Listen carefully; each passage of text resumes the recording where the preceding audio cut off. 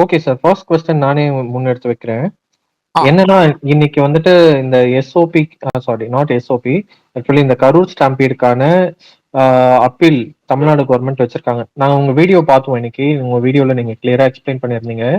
இருந்தாலும் வந்துட்டு எங்களுக்கு என்ன எதிர்பார்க்கிறோம்னா, இப்போ தமிழ்நாடு கவர்மெண்ட் வச்சிருக்க கொஸ்டின்ஸ் வந்து வேலிடா? ஏன்னா ஒன் ஆஃப் தி பாயிண்ட் என்ன வச்சிருக்காங்கன்னா, தமிழ்நாடு கவர்மெண்டோட கிளாரிபிகேஷன் சரியா கேட்காமயே வந்துட்டு ஹானரபிள் சுப்ரீம் கோர்ட் வந்து இந்த கேஸ்ல எஸ்ஐடியும் சிபிஐயும் ஃபார்ம் பண்ணிட்டாங்க அப்படின்ற மாதிரி ஒரு கிளிக் பைட்ஸ்ல தான் பார்த்தது. பிளஸ் அந்த அவங்க கொடுத்துருக்க அந்த ஒரு அஃபிடவிட்டோட காப்பி மாதிரி ஒன்று போட்டிருந்தாங்க. ஸோ அதுலயும் பார்த்தோம்.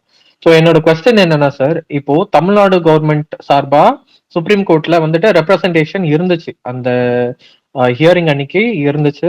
ஸோ அதுக்கப்புறம் அவங்களால சரியான பாயிண்ட்ஸை எடுத்து வைக்க முடியல. கோர்ட் வந்துட்டு இன்ட்ரிம் ஆர்டர் பாஸ் பண்ணாங்க. ஓகே.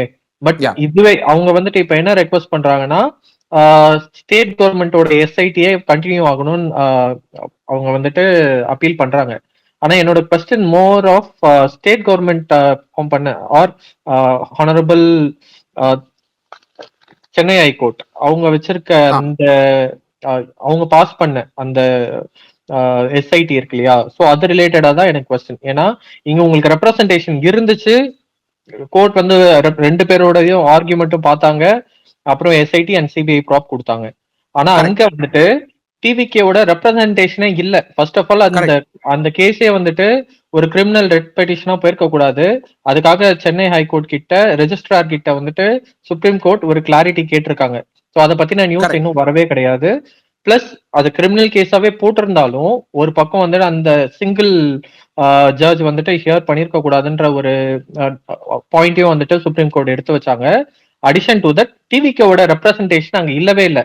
அந்த ரெப்ரசன்டேஷன் இல்லாதப்பவே எஸ்ஐடி ஃபார்ம் பண்ணப்போ, ஸோ அதுதான் அது that something is not not legal சொல்ல மாட்டேன். இவங்க வச்சிருக்க அப்பீலுக்கு கான்ட்ரடிக்டிங்கா இருக்குல்ல அது. Absolutely S Bigil. So first வந்து லெட் மீ கிளாரிஃபை. இதில் வந்து நீங்க எல்லாரும் பார்த்துருப்பீங்க, லீகல் டாக்ஸ்ல வந்து நம்ம பேசியிருக்கிறத பார்த்துருப்பீங்க. ஸோ இன்னைக்கு வந்து சுப்ரீம் கோர்ட்ல தமிழ்நாடு கவர்மெண்ட் வந்து போட்டிருக்க பெட்டிஷன் வந்து உங்களுக்கு எல்லாருக்கும் அண்டர்ஸ்டாண்டிங் இருக்கிறது வந்து டெஃபினெட்லி அப்ரிஷியேட். இன்ஃபேக்ட் நீங்க பேசும்போது ரொம்ப ப்ரொஃபிஷியண்டா பேசியிருந்தீங்க. ஸோ ஃபர்ஸ்ட் லெவலில் நம்ம இதை அண்டர்ஸ்டாண்ட் பண்ணிக்கலாம். என்னன்னா இப்போ தமிழ்நாடு கவர்மெண்ட் வந்து இது எதிர்பார்த்தது தான். ஹியரிங் நடக்கிற அன்னைக்கு நீங்களாம் வந்து ஹியரிங்ல பார்ட்டிசிபேட் பண்ணதாகவும், இன்ஃபேக்ட் அன்னைக்கு சுப்ரீம் கோர்ட்ல அந்த ஹியரிங் நடக்கும்போது ஃபுல்லா ஆன்லைன்ல கிரௌடா இருந்தது. ஐ திங்க் டிவிகே உடைய நண்பர்கள், டிவிகேட சப்போர்ட்டர்ஸ் தான் அதுல இருந்தாங்கன்றது என்னுடைய கணிப்பு. ஸோ அன்னைக்கு பார்த்திருப்பீங்க, மொத்தம் வந்து 5 பெட்டிஷன் ஃபைல் பண்ணியிருந்தாங்க.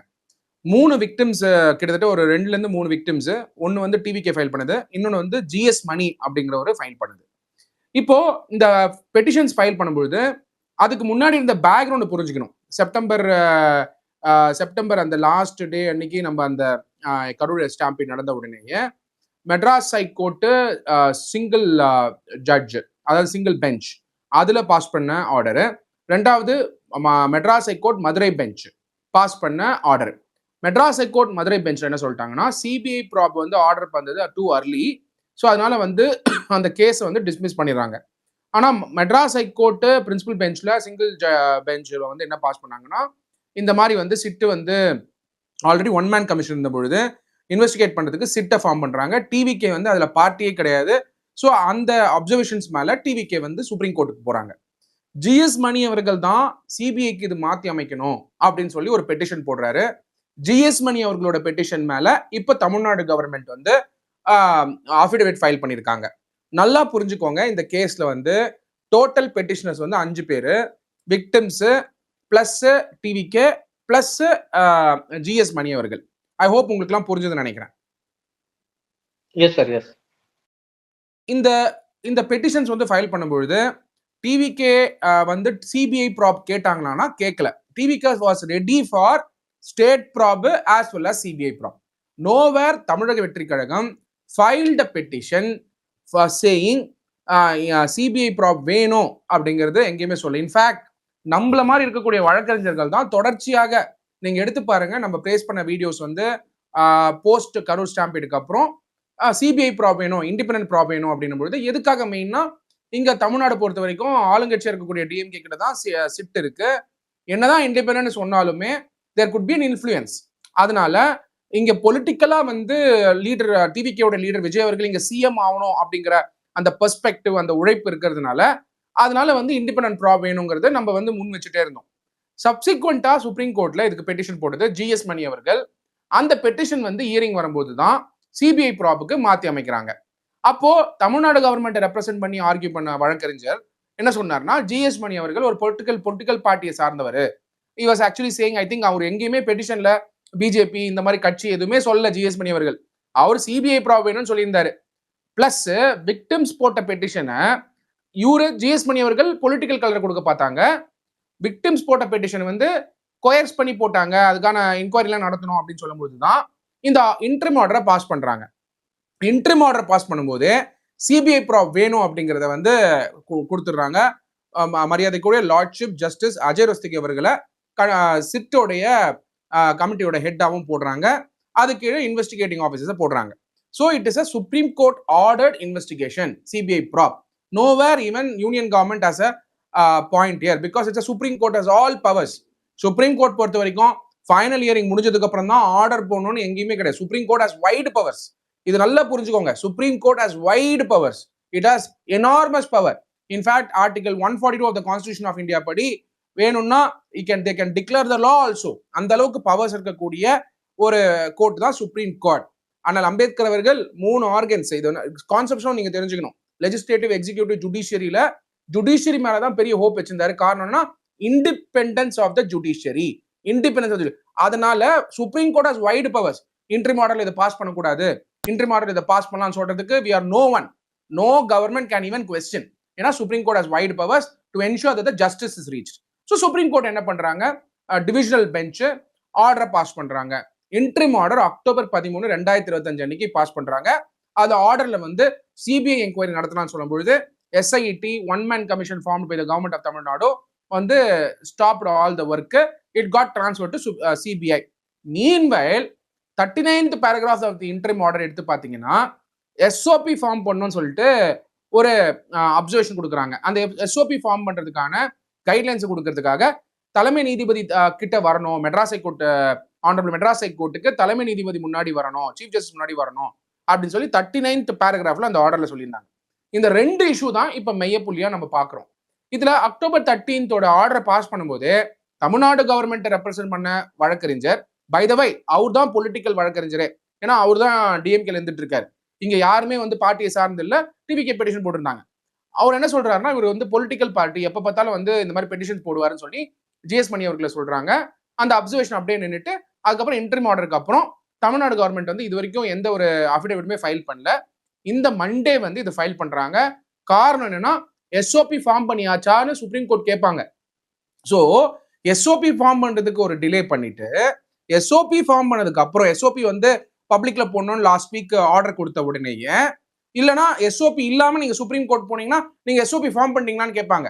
அதனால ஃபர்ஸ்ட் ஸ்டெப்ல எஸ்ஓபி ஃபைல் பண்ணிட்டு அதுக்கு அடுத்த ஸ்டெப்ல தமிழ்நாடு கவர்மெண்ட் இந்த அஃபிடேவிட்டை இன்னைக்கு வந்து ஃபைல் பண்றாங்க. இந்த அஃபிடேவிட்ல சொல்லப்பட்டிருக்கக்கூடியது 3 சட்ட விஷயங்களை நீங்க புரிஞ்சுக்கணும். ஒன்னு, அவங்க என்ன சொல்றாங்கன்னா, அவங்க அஃபிடேவிட்ல நாங்க ஃபார்ம் பண்ண one man commission plus investigation வந்து கரூர் போலீஸ் பண்ணிட்டு இருந்தது வந்து லீகலி சஸ்டைனபிள். இங்க வந்து இன்ட்ரிம் ஆர்டர்லயே ஃபைனல் ஆர்டரை போட்டாங்க. மெயின்டெனபிலிட்டி ஆஃப் த பெட்டிஷன் வந்து ஆர்கியூ பண்றதுக்கு முன்னாடி இன்ட்ரிம் ஆர்டர் போட்டாங்க. இன்ட்ரிம் ஆர்டர் மட்டும் இல்லாம ஃபைனல் ஆர்டர்ல போட வேண்டியதே இன்ட்ரிம் ஆர்டர்ல போட்டாங்க. அது மட்டும் இல்லாம இது ஃபெடரல் ஸ்ட்ரக்சர், அதாவது மாநில சுழாட்சி ஃபெடரல் ஸ்ட்ரக்சர் வந்து இது பாதிக்குது அப்படின்னு சொல்லி இந்த ஃபெடரல்ங்கிற ஆஸ்பெக்டை எப்பயுமே திமுக பேசுவாங்க. அந்த அஃபிடேவிட்ல போட்டிருக்காங்க. ஹோம் டிபார்ட்மெண்ட்ல இதை வந்து சைன் பண்ணி இப்போ இதை ஃபைல் பண்ணியிருக்காங்க. இது மேல என்ன ஆர்டர்ஸ் பாஸ் பண்ணுவாங்கிறது சுப்ரீம் கோர்ட் தான் முடிவெடுக்கணும். Ultimately supreme court has the powers, independent powers to decide on this matter. Nowhere we can say supreme court வந்து இன்டர்ம் ஆர்டர் பாஸ் பண்ணக்கூடாது, ஃபைனல் ஆர்டர்ல தான் பாஸ் பண்ணிருக்கணும்னு nobody can say, no one has the power to say. But அஃபிடேவிட்ல அவங்க prayer வச்சிருக்காங்க. வரக்கூடிய நாட்கள்ல இது வந்து விசாரணைக்கு வரும். விசாரணைக்கு வரும்போது சுப்ரீம் கோர்ட் சிபிஐ கண்டினியூ பண்ணுமா இல்ல ஸ்டேட் கிட்ட கொடுக்கணுமான்னு டிசைட் பண்ண வேண்டிய பவர் சுப்ரீம் கோர்ட்ல இருக்கு. இதுதான் இதோட பேக்ரவுண்ட். யா, இதுல வந்து அந்த நான் ரெஜிஸ்ட்ரார் பத்தி பேசணும்ல சார். அத பத்தி எந்த ஒரு நியூஸ்மே வரவே இல்ல சார். எந்த ரெஜிஸ்ட்ரார் பிகில்? அதாவது சுப்ரீம் கோர்ட் வந்துட்டு சென்னை ஹைகோர்ட்டோட ரெஜிஸ்ட்ரார் வந்துட்டு இதுக்கு ஆன்சரபிள். ஏன்னா அந்த பெட்டிஷன் ரிட் பெட்டிஷன் வந்துட்டு எப்படி கிரிமினல் ரிட் பெட்டிஷனா மாத்துறாங்க அப்படின்ற ஒரு கொஸ்டின் ரைஸ் பண்ணியிருந்தாங்க. ஸோ சென்னை கண்டிப்பா. இப்ப ஹைகோர்ட். இந்த கொஸ்டின் ஒன்னொன்னுக்குமே வந்து இப்ப ஃபர்ஸ்ட் லெவல்ல ஹோம் டிபார்ட்மெண்ட் வந்து இத ஃபைல் பண்ணியிருக்காங்க. அதுக்கான எந்த பதிலும் இப்போதைக்கு குடுக்கல. தமிழ்நாடு கவர்மெண்ட் பொறுத்த வரைக்கும். ஏன்னா அந்த observation has to be given by the honourable high court. So அதுக்காக நம்ம வெயிட் பண்ணோம். இப்போதைக்கு தமிழ்நாடு கவர்மெண்ட் அவங்க பிரேயரை தமிழ்நாடுக்கு கொண்டு வரணும்ன்ற நோக்கத்தோட அதை ட்ரை பண்றாங்க. So Tamil Nadu government cannot answer that question. அதனால தமிழ்நாடு கவர்மெண்ட் அவங்களோட ஃப்ரேம் ஒர்க்குள்ள என்ன இருக்கோ ஹோம் டிபார்ட்மெண்ட் வந்து இதை ஃபைல் பண்ணியிருக்காங்க. அது மட்டும் இல்லாம பிகில் இதுல முக்கியமான பாயிண்ட் என்னன்னா, அங்க இன்வெஸ்டிகேஷன் நடந்துட்டு இருக்கும்போது தமிழ்நாடு கவர்மெண்ட் அஃபீஷியல்ஸ் வந்து ஏன் வந்து மீடியால பேசினாங்கன்றதுக்கு அவங்க ஒரு எக்ஸ்பிளனேஷன் கொடுக்குறாங்க. ஸோ அந்த எக்ஸ்பிளனேஷன் வந்து எல்லாரும் புரிஞ்சுக்கணும். அவங்க என்ன சொல்றாங்கன்னா, நாங்க வந்து பப்ளிக்கு வந்து இன்ஃபர்மேஷன் கொடுத்தோம், என்ன நடந்திருக்குன்னு அப்டேட் கொடுத்தோம், கொடுத்ததுல என்ன தப்பு இருக்கு அப்படின்னு சொல்றாங்க. பட் இதுல புரிஞ்சுக்க வேண்டியது என்னன்னா, இன்வெஸ்டிகேஷன் ஒண்ணு போயிட்டு இருக்கு. ஆனா கம்யூனிகேஷன் பண்ணும்போது தவறு வந்து டிவிகே மேல இருக்கிற மாதிரியே சொன்னதுதான் ஆக்சுவல் மேட்டரே. So they were not communicating about what is that, they almost reached a conclusion அப்படிங்கிறதுனால தான் சுப்ரீம் கோர்ட் வந்து இதை சிபிஐக்கு மாத்தி அமைச்சாங்க. அதை டிஃபெண்ட் பண்றதுக்காக ஒரு 4-5 பாயிண்ட் போட்டிருக்காங்க. அதே தருணத்துல செந்தில் பாலாஜி அவர்கள் பாத்தீங்கன்னா இங்க கவர்மெண்ட் ஆன்சர் பண்ணிட்டு இருக்கும்போது கரூர்ல மறந்துடாதீங்க ஒரு ஒரு பெரிய மேரேஜ் ஹால் மாதிரி புக் பண்ணி டிவி மாதிரி போட்டு அந்த டிவியில வந்து விஜய் அவர்கள் டிவிகே உடைய லீடர் விஜய் அவர்களுடைய போட்டோ போட்டு பாத்தீங்கன்னா இந்த மாதிரிலாம் நடந்திருக்கு அப்படின்னு சொல்லி ஒரு பிரஸ் பீப்பிங் கொடுக்கறதையும் நம்ம பார்க்க முடியுது. So Thevar trying to actually அந்த டைம்ல to put the blame on the Tamilaga Vettri Kazhagam.